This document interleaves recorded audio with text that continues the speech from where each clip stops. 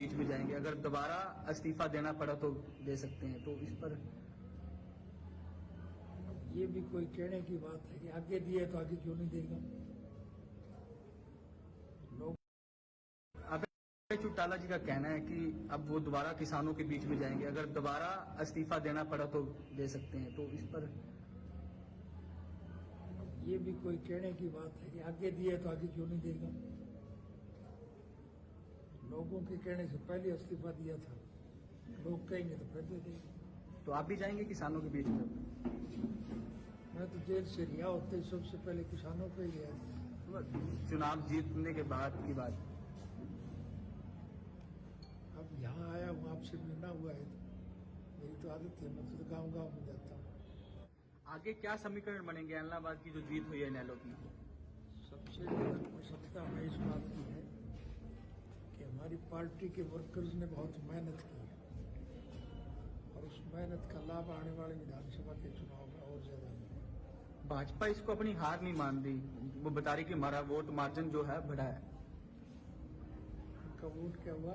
Vote margin बढ़ा है।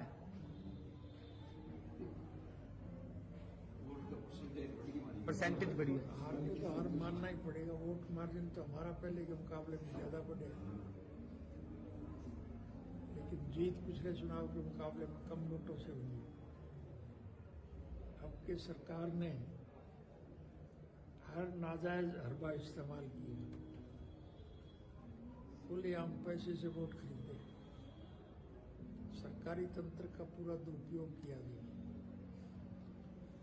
Police छावनी बना दिया था इलाहाबाद का। उसके बावजूद हालत ये थी कि मतदाताओं ने गांव में उनको घुसने नहीं दिया। तो लोगों ने बहुत हिम्मत से इंडियन नेशनल लोकदल पार्टी के प्रत्याशी की मदद की। इस तरह से आज प्रदेश के हालात बने हुए हैं कि किसानों को डीएपी नहीं मिल रही, मारामारी हो रखी है, सरकार दावे कर रही है कि हमारे पास पूरा स्टॉक है। तो आज भी फतेहाबाद के रतिया इलाके में किसान जहां पर बैठे हैं, यहाँ फतेहाबाद में भी स्थिति बुरी है, तो किस तरह से देखते हैं इसको? कोई भी तो चीज नहीं है ना। एक खाद की बात छोड़ो, आप रसोई गैस के सिलेंडर नहीं मिल रहे। जो चीज किसान उत्पादन करता है वो तो कोई खरीदता नहीं, और उस उत्पादन से जो प्रोडक्ट आगे बनता है उसके दाम बढ़ते जा रहे हैं। पेट्रोल डीजल पर राहत दी है, किस तरह से देखते हैं कि राहत सही है या फिर और भी दाम इसके घटाने चाहिए? ये सभी दाम बढ़ा करके अगर कुछ घटाने का प्रयास करेंगे तो उससे कोई फायदा थोड़ा मिलेगा।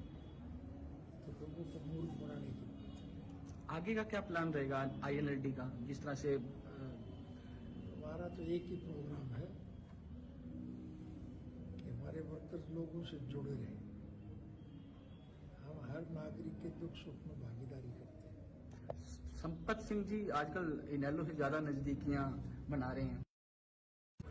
अभय चौटाला जी का कहना है कि अब वो दोबारा किसानों के बीच में जाएंगे, अगर दोबारा इस्तीफा देना पड़ा तो दे सकते हैं, तो इस पर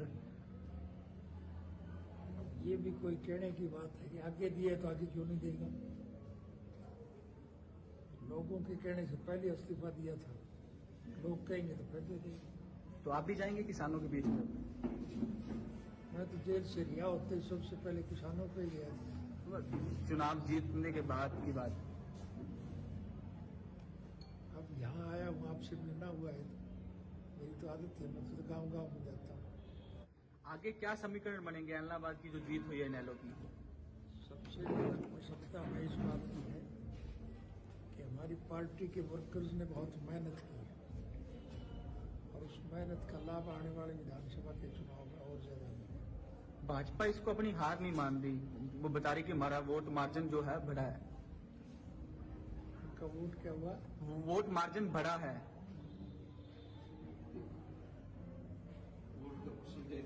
परसेंटेज बढ़ी है। हार को तो हार मानना ही पड़ेगा। वोट मार्जिन तो हमारा पहले के मुकाबले में ज्यादा बढ़ेगा, लेकिन जीत पिछले चुनाव के मुकाबले में कम वोटों से हुई है। अब की सरकार ने हर नाजायज हरबा इस्तेमाल किया, खुलेआम पैसे से वोट खरीदे, सरकार सरकारी तंत्र का पूरा दुरुपयोग किया गया और इस छावनी बना दिया था इलाहाबाद का। उसके बावजूद हालत ये थी कि मतदाताओं ने गांव में उनको घुसने नहीं दिया। तो लोगों ने बहुत हिम्मत से इंडियन नेशनल लोकल पार्टी के प्रत्याशी की मदद की। जिस तरह से आज प्रदेश के हालात बने हुए हैं कि किसानों को डीएपी नहीं मिल रही, मारामारी हो रखी है, सरकार दावे कर रही है कि हमारे पास पूरा स्टॉक है। तो आज भी फतेहाबाद के रतिया इलाके में किसान जाम पर बैठे हैं। यहाँ फतेहाबाद में भी स्थिति बुरी है, तो किस तरह से देखते हैं इसको? कोई भी तो चीज नहीं है ना। एक खाद की बात छोड़ो आप, रसोई गैस के सिलेंडर नहीं मिल रहे।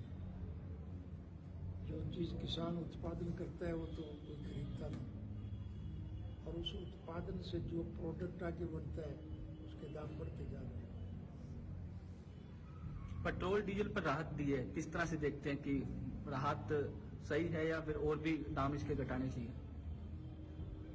ये हिसाबे दाम बढ़ा करके अगर कुछ घटाने का प्रयास करेंगे तो उससे कोई फायदा थोड़ा ही मिलेगा। तो लोगों को मूर्ख बनाने की। आगे का क्या प्लान रहेगा आईएनएलडी का? जिस तरह से हमारा तो एक ही प्रोग्राम है कि हमारे वर्कर्स लोगों से जुड़े रहे। हम हर नागरिक के दुख सुख में भागीदारी करते हैं। संपत सिंह जी आजकल इनेलो से ज्यादा नजदीकियां बना रहे हैं, तो कोई शामिल जुमिल होने की कोई चर्चा? आपके पुरानी साथी रहे हैं संपत सिंह जी। जो पुराने साथी रहे हैं वो वापस आ रहे हैं। संपत सिंह जी, कोई बातचीत चल रही है संपत सिंह जी से? अभय चौटाला जी का कहना है कि अब वो दोबारा किसानों के बीच में जाएंगे, अगर दोबारा इस्तीफा देना पड़ा तो दे सकते हैं। तो इस पर ये भी कोई कहने की बात है कि आगे दिए तो आगे क्यों नहीं देगा? लोगों के कहने से पहले इस्तीफा दिया था, लोग कहेंगे तो फिर दे देंगे। तो आप भी जाएंगे किसानों के बीच में?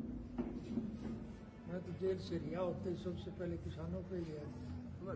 चुनाव जीतने के बाद की बात। अब यहाँ आया हूँ, आपसे मिलना हुआ है, मेरी तो आदत है, मैं तो गाँव गाँव में जाता हूँ। आगे क्या समीकरण बनेंगे इलाहाबाद की जो जीत हुई है इनेलो की? सबसे बड़ी आवश्यकता हमें इस बात की है कि हमारी पार्टी के वर्कर्स ने बहुत मेहनत की है, और उस मेहनत का लाभ आने वाले विधानसभा के चुनाव में और ज्यादा मिलेगा। भाजपा इसको अपनी हार नहीं मान रही, वो बता रही कि हमारा वोट मार्जिन जो है बढ़ा है। उनका वोट क्या हुआ? वोट मार्जिन बढ़ा है।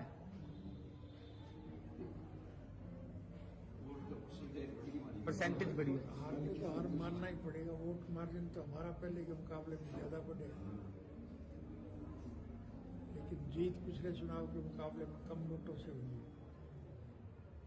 अब की सरकार ने हर नाजायज हरबा इस्तेमाल किया, खुलेआम पैसे से वोट खरीदे, सरकारी तंत्र का पूरा दुरुपयोग किया गया और इस छावनी बना दिया था इलाहाबाद का। उसके बावजूद हालत ये थी कि मतदाताओं ने गांव में उनको घुसने नहीं दिया। तो लोगों ने बहुत हिम्मत से इंडियन नेशनल लोकल पार्टी के प्रत्याशी की मदद की। जिस तरह से आज प्रदेश के हालात बने हुए हैं कि किसानों को डीएपी नहीं मिल रही, मारामारी हो रखी है, सरकार दावे कर रही है कि हमारे पास पूरा स्टॉक है। तो आज भी फतेहाबाद के रतिया इलाके में किसान जाम पर बैठे हैं। यहाँ फतेहाबाद में भी स्थिति बुरी है, तो किस तरह से देखते हैं इसको? कोई भी तो चीज नहीं है ना। एक खाद की बात छोड़ो आप, रसोई गैस के सिलेंडर नहीं मिल रहे। जो चीज किसान उत्पादन करता है वो तो कोई खरीदता नहीं, और उस उत्पादन से जो प्रोडक्ट आगे बनता है उसके दाम बढ़ते जा रहे हैं। पेट्रोल डीजल पर राहत दी है, किस तरह से देखते हैं कि राहत सही है या फिर और भी दाम इसके घटाने चाहिए? ये हिसाबे दाम बढ़ा करके अगर कुछ घटाने का प्रयास करेंगे तो उससे कोई फायदा थोड़ा ही मिलेगा। तो लोगों को मूर्ख बनाने की। आगे का क्या प्लान रहेगा आईएनएलडी का? जिस तरह से हमारा तो एक ही प्रोग्राम है कि हमारे वर्कर्स लोगों से जुड़े रहे। हम हर नागरिक के दुख सुख में भागीदारी करते हैं। संपत सिंह जी आजकल इनेलो से ज्यादा नजदीकियां बना रहे हैं, तो कोई शामिल जुमिल होने की कोई चर्चा? आपके पुरानी साथी रहे हैं संपत सिंह जी। जो पुराने साथी रहे हैं वो वापस आ रहे हैं। संपत सिंह जी, कोई बातचीत चल रही है संपत सिंह जी से? अभय चौटाला जी का कहना है कि अब वो दोबारा किसानों के बीच में जाएंगे, अगर दोबारा इस्तीफा देना पड़ा तो दे सकते हैं, तो इस पर ये भी कोई कहने की बात है कि आगे दिए तो आगे क्यों नहीं देगा। लोगों के कहने से पहले इस्तीफा दिया था, लोग कहेंगे तो फिर दे देंगे। तो आप भी जाएंगे किसानों के बीच में? मैं तो जेल से रिहा होते ही सबसे पहले किसानों पे ही गया था। चुनाव जीतने के बाद की बात। अब यहाँ आया हूँ, आपसे मिलना हुआ है, तो मेरी तो आदत है, मैं तो गाँव गाँव में जाता हूँ। आगे क्या समीकरण बनेंगे इलाहाबाद की जो जीत हुई है इनेलो की? सबसे बड़ी आवश्यकता हमें इस बात की है कि हमारी पार्टी के वर्कर्स ने बहुत मेहनत की है और उस मेहनत का लाभ आने वाले विधानसभा के चुनाव में और ज्यादा मिलेगा। भाजपा इसको अपनी हार नहीं मान रही, वो बता रही कि हमारा वोट मार्जिन जो है बढ़ा है। उनका वोट क्या हुआ? वोट मार्जिन बढ़ा है।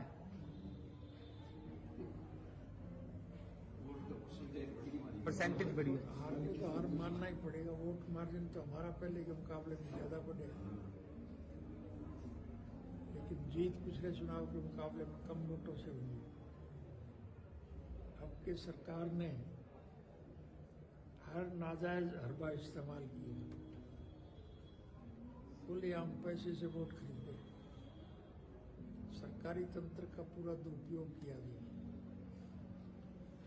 पुलिस छावनी बना दिया था इलाहाबाद का। उसके बावजूद हालत ये थी